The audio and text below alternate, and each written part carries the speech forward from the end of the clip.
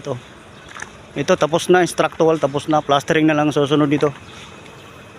Mataas to eh. Malaking bahay.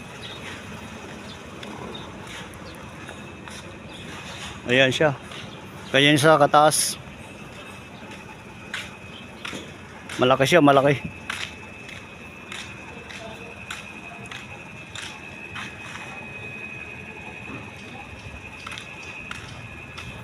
Bali kahapon binuhusan namin yung garahe. Ito yung garahe niya. Mahirap din yung proseso ng garahe dito.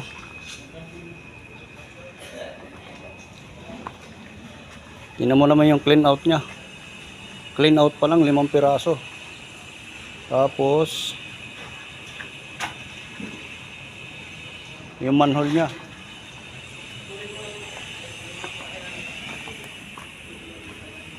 Ayan po yung garahe niya.